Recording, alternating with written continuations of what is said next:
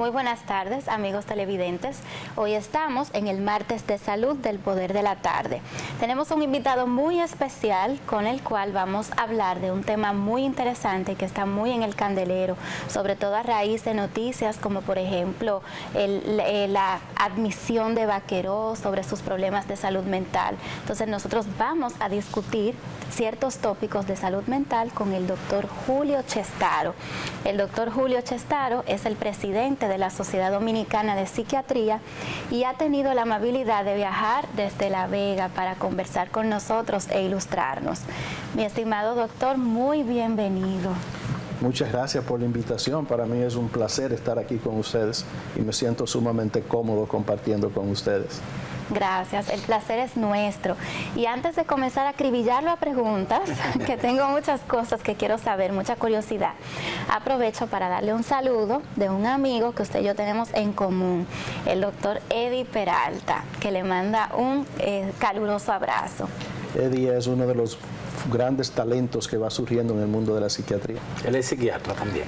Residente de 4º año, pero ya casi psiquiatra. A ley de semanas. Y siguiendo los buenos ejemplos, tiene realmente a quién salir.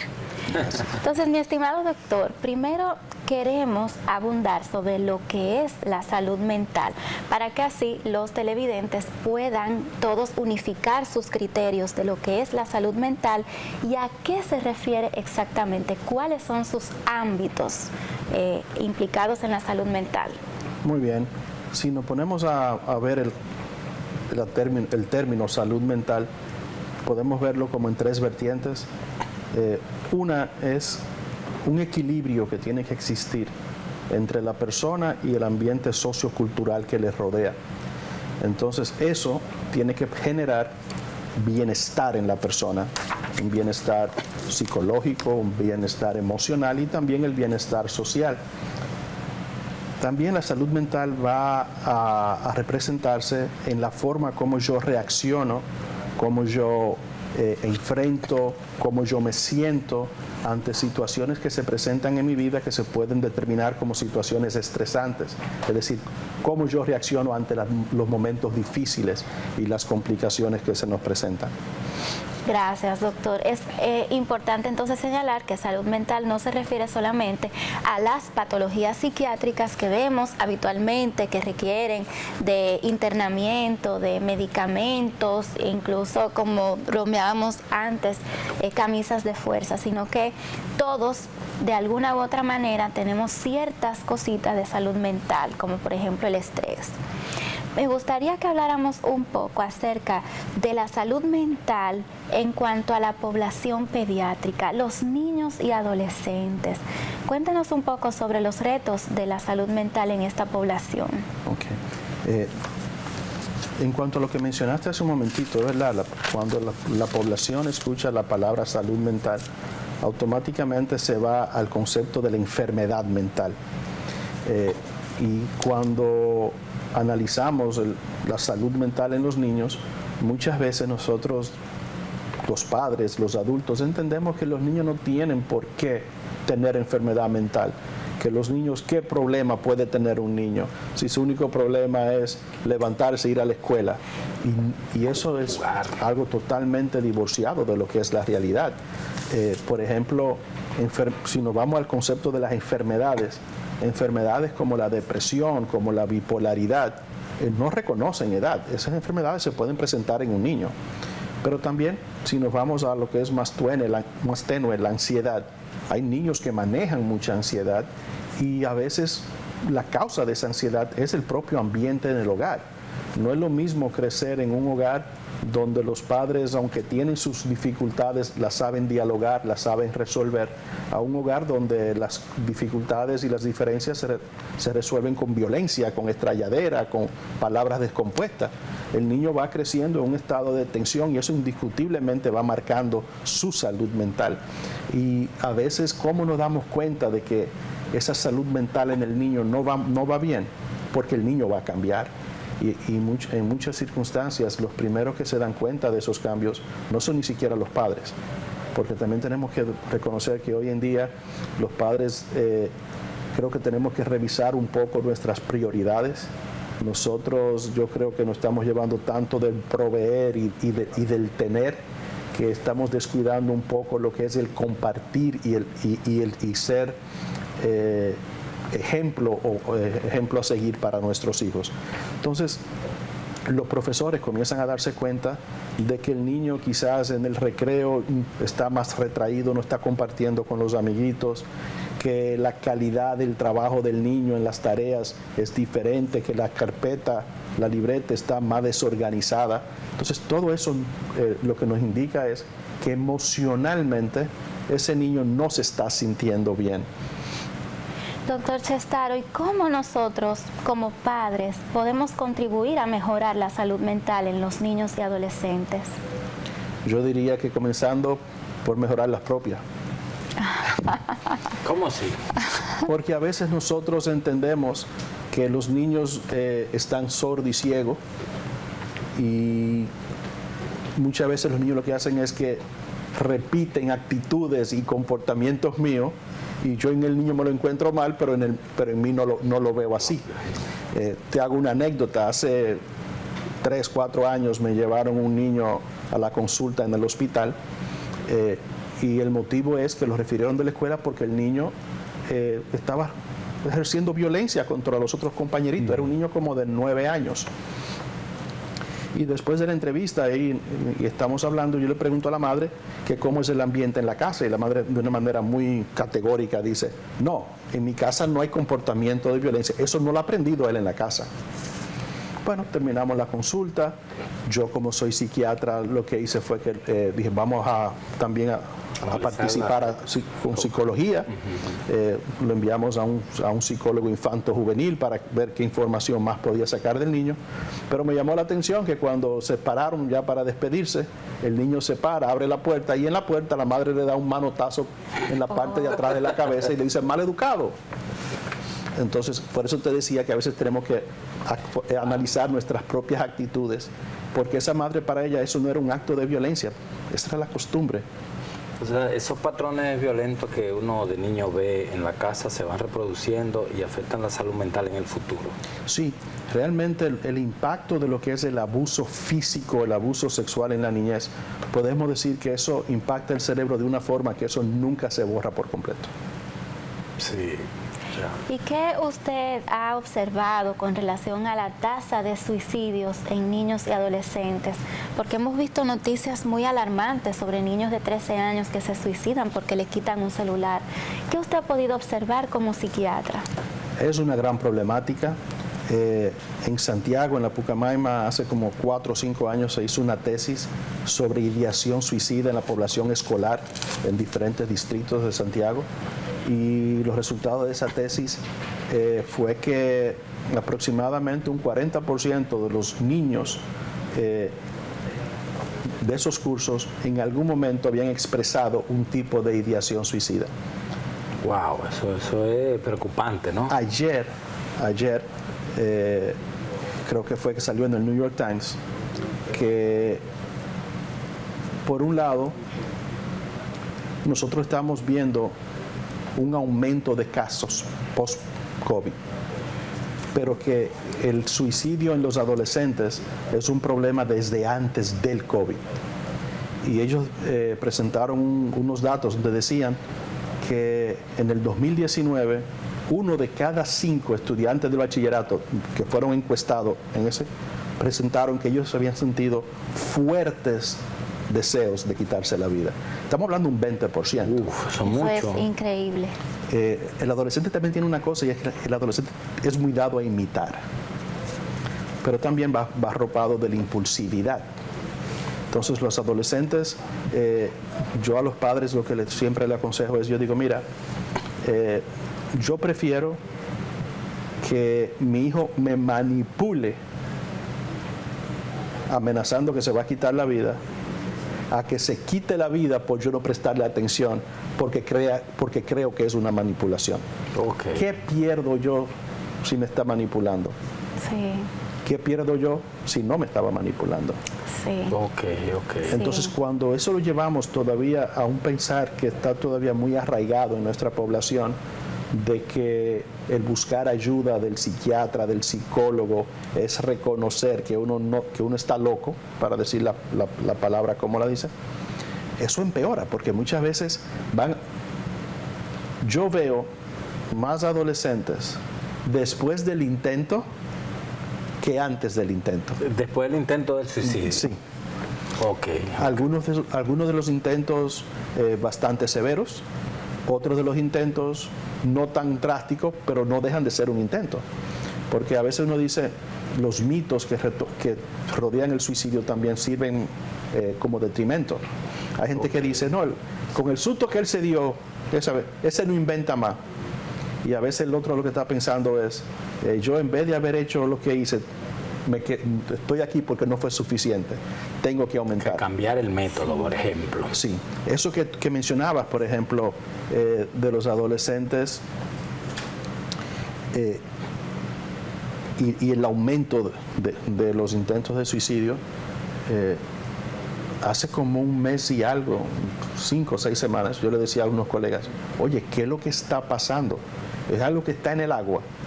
Porque en una semana yo mandé a ingresar 3 adolescentes con intentos de suicidio. Con intentos y ideación.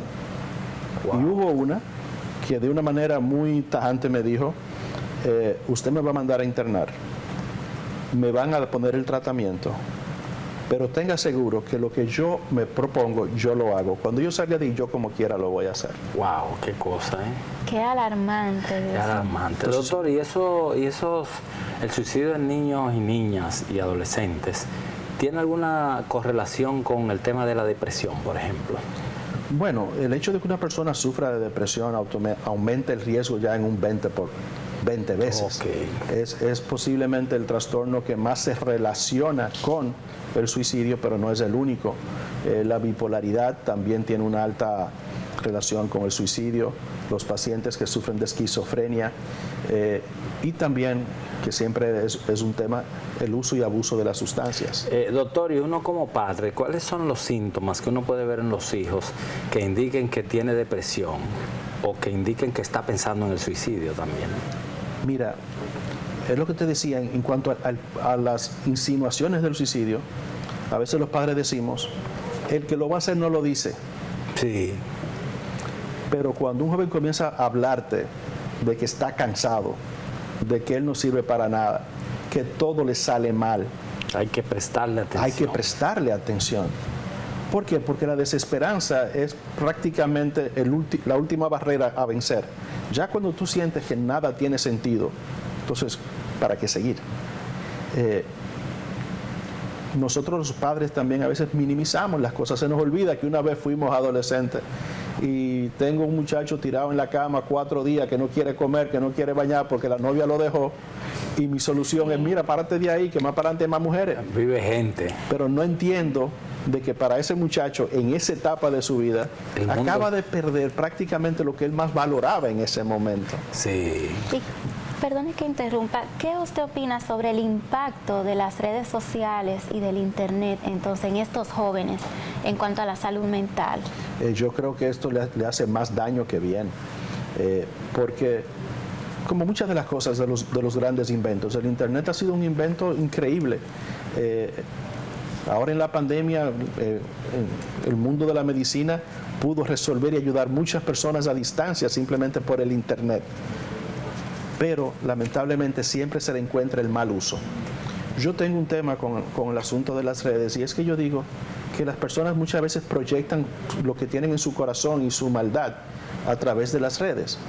Porque, por ejemplo, si yo hago una publicación al lado de mi carro, y mi carro es un carro del 1995, y tú lo ves y tú dices, mira eso, un médico tanto trabajar y lo que tiene esa porquería.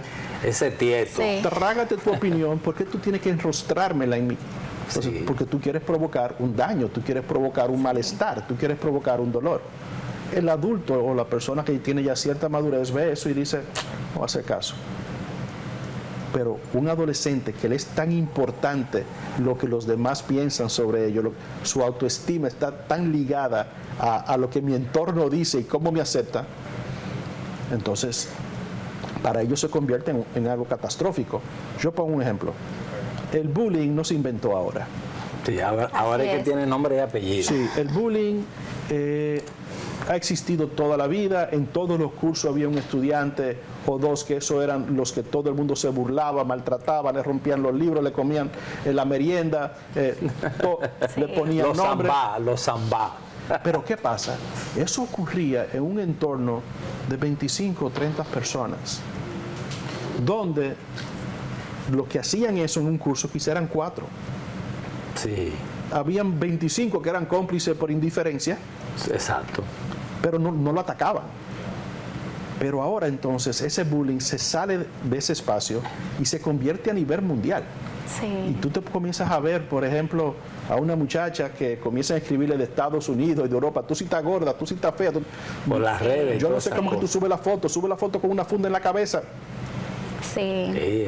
El ciberbullying. Y si por casualidad esa muchacha está pasando por un momento de depresión, por otras situaciones que está enfrentando en su vida, eso puede ser lo que le dé el empujoncito hacia una ideación o hacia tomar una decisión contra su vida. Doctor, y un niño o niña que desde chiquito y en el desarrollo de su vida le viven diciendo tú no sirves, tú eres un fracasado, tú vas a fracasar y cosas, ¿eso puede conllevar en el futuro algún problema de salud mental? Sí, porque es un niño que va a crecer con una autoestima deficiente, porque va a llegar un momento que se lo va a creer. Hay personas que usan esas palabras queriendo motivar. Okay. Y la motivación, para yo utilizar una estrategia de esa naturaleza, yo tengo que conocerte a ti muy bien. Okay. Yo te pongo un ejemplo. Mandamos 10 niños a clase de baloncesto con un entrenador, niños de 8 o 9 años. Y el entrenador, cada vez que ellos hacen una falta, algo mal, le pelea todito. Y comienza a decirle, ustedes no sirven para nada. Ninguno. Váyanse a jugar tenis. Ustedes no van a dar, ustedes para esto no dan. Usted como pelotero o un basquetbolista. ¿Eso es bullying? Sí. Sí.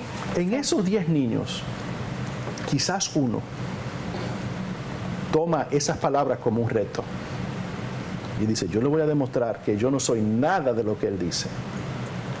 Pero los otros, al otro día no van a estar inventándose todas las excusas del mundo para que no lo lleven a esa práctica. Sí. Sí. Entonces, doctor, pues es muy frágil la frontera entre que un niño tenga autoestima, una familia saludable, integrativa y demás, a un niño que tenga baja autoestima vía el bullying, vía el acoso de sus mismos familiares. Es una frontera como muy frágil, ¿no? sí, porque es lo que te digo, yo me resisto a pensar que el padre que le dice a un muchacho ese tipo de palabras lo hace con intención de mal. Probablemente lo hace porque eso fue lo que aprendió en su casa. Sí, de conocimiento. Una conducta aprendida. Me voy a reservar el nombre, pero aquí hace como 6 años se le hizo una entrevista a un Grandes Ligas y le estaban hablando sobre su niñez. Y él decía que él era tremendo. Y dice, mira, yo era tan tremendo que un día yo hice algo y mi papá me iba a agarrar para darme una pela y yo salí corriendo. Y mi papá agarró una de esas mecedoras pequeñas que vienen en cada casa para los niños. Sí. Y me la tiró y me la pegó aquí en la parte de la cabeza. Y yo hasta caí al piso y perdí el conocimiento. Violencia full que se reproduce incluso. Y él dice en la entrevista, y yo le agradezco a mi padre, porque yo siento que ese momento cambió mi vida. Yo que lo estoy viendo, digo, si tú le haces algo, la mitad de eso a un hijo tuyo en Estados Unidos, tú vas preso. Y ahora aquí también. ¿Por qué? La ley se ha sido más rígida ahora. Porque es que pasa una cosa, y yo soy uno de los médicos psiquiatras que yo estoy de acuerdo con la corrección. Lo que pasa es que muchos de los métodos correctivos que empleaban nuestros abuelos y nuestros bisabuelos no eran métodos correctivos, eran métodos de tortura. Sí. Porque tú coger un muchacho, tortura, arrodillarlo sobre un guayo en un patio con 2 piedras en las manos de esta naturaleza en el sol, eso no es corrección. Y el palito de guayaba. Señores, estamos conversando con el psiquiatra Julio Chestaro. Él ofrece servicios en la clínica Centro Médico Padre Fantino. de La Vega. Él es de La Vega, ha tenido la generosidad de venir desde La Vega, se va esta noche, doctor, váyase despacio, para participar con nosotros. Doctor, yo quiero hacerle un checklist a usted. Usted me dice sí, no. Le voy a hacer algunas preguntas y si la doctora quiere también puede integrarse. Muy bien. Si el niño es gordo, usted chiquito, usted tiene que decirle gordo, mira gordo, o gordo lindo, gordo feo, gordo, ¿sí o no? No. Ok. Si el niño en español dominicano jode mucho, uno le tiene que decir, tú sí jode. No. No. Si el niño tiene mal comportamiento en la escuela, uno debe de decirle, no te juntes con esos amiguitos. Esa es complicada. Porque cuando los niños no se fijan en esas cosas. Los niños solamente se fijan en algo. Quiero jugar y quiero divertirme. Increíble. Entonces a veces nosotros los adultos comenzamos a sembrarle aspectos negativos. Por eso que tú ves que dos niños pelean y al ratico están jugando. No guardan rencor, porque para ellos jugar es más importante que cualquier tipo de resentimiento. Sí. Y para comentarte, por ejemplo, los dos, el gordo y si molesta, volviendo a lo que tenemos que evaluar nosotros, si mi niño es gordo, al punto tal de que es algo que llama la atención, sí, yo soy el que tengo que analizar cómo yo estoy alimentando a ese niño. Exacto. No es un problema del niño, es un problema mío. Así es. Porque también aquí por muchos años teníamos el concepto de que salud estaba ligada al peso. Estaba rollizo. Sí. Mira que me lo quiero comer, está rollizo. Doctora, agrégale un par de preguntas a ese checklist mío. Perfecto, gracias. Yo quiero saber si es verdad que funciona la programación a través de las afirmaciones. Si yo le digo a un niño, tú eres inteligente, potenciará su inteligencia. Si yo le digo, tú eres bueno, se portará mejor. ¿Funciona la programación? Yo creo que funciona dentro del contexto de que le da seguridad. Ok. Te pongo este ejemplo. El niño mañana tiene un examen final. Padre número 1. Mira, yo te arranco la cabeza si tú te quemas. Que es el más común, el caso más común. Estos productores se están riendo. Eso se ve que... Padre número 2. Mira, mijo, yo te he visto estudiando. Yo sé que a ti te va a ir bien. Acuéstate a dormir ya. Y confía en ti. Entonces, un niño va a coger ese examen con la presión y el temor, y el otro va a ir relajado. Y tú sabes lo difícil que es tú concentrarte cuando tú estás asustado. Sí, eso es. Entonces, muchas veces nuestra actitud contribuye con ese fracaso. El niño no podemos aumentar el nivel de inteligencia de un niño diciéndole que es inteligente, pero sí el que él piense que sus padres, que su entorno lo consideran inteligente, va a llevar que ese niño inconscientemente se esfuerce por aprender más y ser más responsable con ese tipo de actividad. Tenga mayor seguridad. Y tengo otra pregunta también, parecida a la anterior. ¿La psicología inversa funciona en los adolescentes? A veces sí, a veces no. ¿Y qué es eso? Expliquen eso, yo como que me perdí. ¿Qué es la psicología inversa? Por ejemplo, psicología inversa es cuando yo te digo lo contrario de lo que yo realmente te quiero decir para que tú hagas lo contrario. Qué locura, ¿eh? Por ejemplo, papi, el sábado tenemos una fiesta en la casa de mi amigo fulano. Y yo le digo, sí, apárecete a las 6 de la mañana. Yo lo que le estoy siendo un poco sarcástico y lo que quiero que él entienda es que ese mensaje es: cuidado si va. Cuidado si tú llegas a esa hora, ven temprano. Ah, ok, sí. Pero hay adolescentes que se las traen y son muy literales. Y tú tienes que hablarle directamente, porque si no, si te encuentran una brecha, por ahí se van a ir. Doctor, ¿y usted da pela? ¿A los hijos usted le dio pela? La pelaterapia. Yo llegué a dar pelas. Ajá. Yo tengo dos hijos ya, hombre y mujer ya. la hembra le lleva 3 años al varón. Al varón. 3 años y medio, diría él. Y el varón pensaba que él era el hombre de la y, casa. Y ellos tenían algo de que, por ejemplo, ellos no se, sobre todo la mayor, ella no podía verlo tranquilo, el chiquito. Entonces a veces se armaban unos pleitos y uno, padre novato. Seguro no había hecho la especialidad todavía. Sí, pero también hay un refrán muy certero, y es que en casa de herrero cuchillo de palo. O sea que usted favorece la chancleta terapia, por ejemplo. Siempre y cuando se cumpla con varias condiciones. Primera, tú no puedes pegarle a un niño enojado. Ok. Primero, porque le vas a dar con una fuerza desproporcional. Claro. Y segundo, que el niño no va a entender el por qué. Va a entender que le está dando porque tú estás enojado y no lo va a relacionar con lo que hizo o con lo que pasó. 2, después de eso, tú tienes que sentarte a hablar con ese niño. Ok, decirle la causa por la cual mira, es una... tú no me lo vas a creer, pero a mí también me dolió hacer lo que yo hice. Pero lo que pasa es que yo a ti te había dicho, por ejemplo, en varias oportunidades que no hiciera eso, y tú no me entendías, y tú no me obedecías. Y yo no sabía no me quedaba otra cosa que hacer.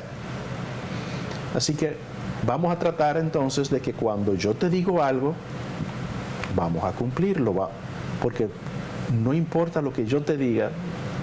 Y creo que una de las cosas buenas en esos momentos es reconocerle a los hijos que no somos perfectos y que nos equivocamos. Porque a veces los padres queremos crear esa imagen de que yo soy aquí el que sé. Yo sé mucho, pero yo también me equivoco. Sí. Y sobre eso quiero preguntarles sobre el síndrome de burnout de los padres, porque a veces nos sentimos muy agobiados con las presiones. Y a veces la crianza conlleva unos retos para los cuales no estamos preparados, porque la crianza que me toca asumir ahora, en el año 2022, es diferente de la crianza que asumieron mis padres en los años 80. Entonces, en términos de salud mental, ¿cómo podemos los padres lidiar con el síndrome del burnout? ¿Qué es el burnout primero? Vamos, para que la audiencia lo entienda en español. Cuando mencionamos la palabra burnout, lo que estamos hablando es prácticamente como de un agotamiento físico y psíquico por sobrecarga. Producto del trabajo y todas esas cosas. Sí. Entonces, para enfocarlo directamente, yo te digo lo siguiente. Todo comienza con conocer a tu hijo. Hay niños que son más maduros que otros. Hay niños que requieren más cuidado que otros. Pero para yo manejar mi parte del burnout, muchas veces yo lo que tengo tengo que hacer una pausa. Y tengo que analizar y tengo que establecer prioridades. Y respirar. ¿No? Y también, porque el problema está que cuando ya yo estoy en esa condición, yo estoy sumamente irritable.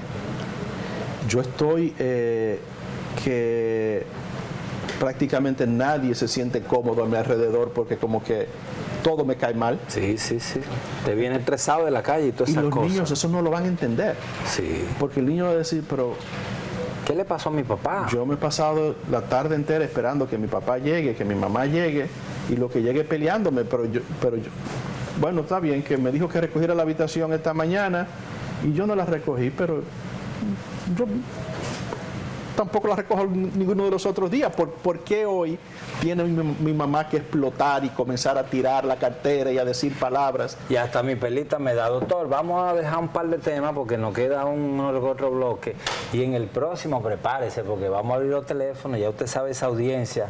Después llamen y pregunten de pela, de los patrones, de todas esas cosas que está hablando los dos. Preguntas, que además de consulta gratis va a tener.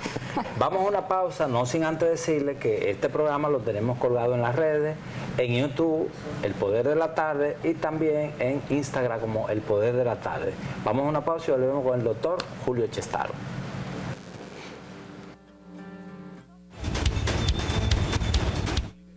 Por un parásito llamado Plasmodium. La edad pueden incluir fiebre, vómito y o dolor de cabeza. La forma clásica de manifestación en el organismo son fiebre, sudoración y escalofríos, que aparecen entre los 10 y 15 días después de la picadura del mosquito. Las muestras de sangre son examinadas con un microscopio para diagnosticar el paludismo, en donde el parásito es detectado dentro de los glóbulos rojos. Las pruebas de diagnósticos rápidos RDTS son usadas para diagnosticar el paludismo en áreas remotas donde el microscopio no puede ser utilizado. El paludismo es una enfermedad potencialmente mortal causada por parásitos que transmiten al ser humano por la picadura de mosquitos infectados. El paludismo mata a un niño cada 2 minutos. En el 2015 hubo 212 millones de casos de paludismo, causados cerca de 429,000 muertes, muchos de ellos niños africanos. En las Américas hubo 568,000 casos de paludismo y cerca de 220 muertes fueron reportadas en el 2016. El paludismo es prevenible y curable. Aproximadamente la mitad de la población mundial corre el riesgo de contraer el paludismo, sobre todo los residentes en países de bajos ingresos. En las Américas se considera que 132 millones de personas viven en áreas de riesgos de contraer el paludismo. Son especialmente vulnerables quienes viajan de zonas libres de paludismos a zonas donde la enfermedad es frecuente. El paludismo supone una importante carga económica, pudiendo llegar a reducir en un 1.3% la tasa de crecimiento económica de países donde la enfermedad es frecuente.